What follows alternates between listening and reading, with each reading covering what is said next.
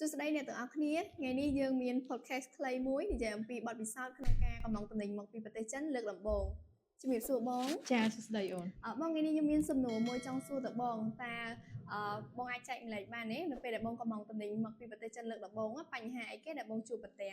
ចាអរគុណច្រើនអូនសម្រាប់សំណួរចឹងពាក់ព័ន្ធជាមួយនឹងបទពិសោធន៍របស់ខ្ញុំផ្ទាល់ដែលខ្ញុំដាក់ការកំងទៅ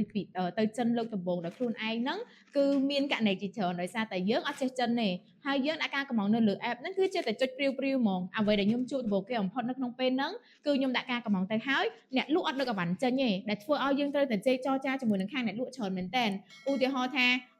យើងដាក់ការកំងបងលុយទៅគេហើយលេងអ្នកលក់ហ្នឹងអត់ដឹកអវ៉ាន់ចេញទេបន្ទាប់មកយើងអត់ដឹងថាទៅតាក់ទងអ្នកណាអញ្ចឹងវាពិតជាស្មុគស្មាញមែនទែនអំឡុងពេលហ្នឹងអ្វីដែលខ្ញុំត្រូវធ្វើគឺខ្ញុំត្រូវសម្រួលអារម្មណ៍ខ្លួនឯងសិនបន្ទាប់មកខ្ញុំធ្វើការចរចាជាមួយនឹងអ្នកលក់ថាតើមូលហេតុអីបានគាត់ទទួលលុយយើងហើយគាត់ដាក់ការអត់ដឹកអវ៉ាន់ហ្នឹងចេញឲ្យយើងហើយពេលហ្នឹងគឺស្មុគស្មាញខ្លាំងមែនទែនទ្រាំតែដោះស្រាយខេសនឹងបានចាបងហើយចំពោះបញ្ហាហ្នឹងបងដោះស្រាយវាបែបណាទៅសម្រាប់ដោះស្រាយអំឡុងពេលហ្នឹងគឺបងធ្វើការឆាតទៅអ្នកលក់នៅក្នុងប្រទេសចិនហ្នឹងសួរគេពីមូលហេតុផ្សេងៗថាមូលហេតុអីបានទទួលលុយពីបងហើយដឹកអវ៉ាន់ឲ្យបងហើយមួយទៀតអំឡុងពេលហ្នឹងគឺអ្នកលក់អត់ព្រមដោះស្រាយឲ្យឯងវាធ្វើឲ្យរយៈពេលនៅក្នុងការដោះស្រាយហ្នឹងវាយូរសឹងតែ on time នៅលើ platform ហ្នឹងអញ្ចឹងបងធ្វើការឆាតទៅ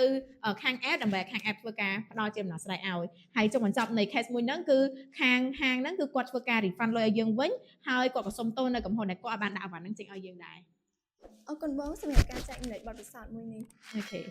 នេះគឺជាអ៊ីពីសូតទី1ដែលនិយាយអំពីការកំងតំណែងមកពីប្រទេសចិនហើយបើសិនជាមានមេរៀនអីថ្មីៗក្រោយទៀតខ្ញុំនឹងបង្ហាញនៅក្នុងវីដេអូក្រោយជម្រាបលា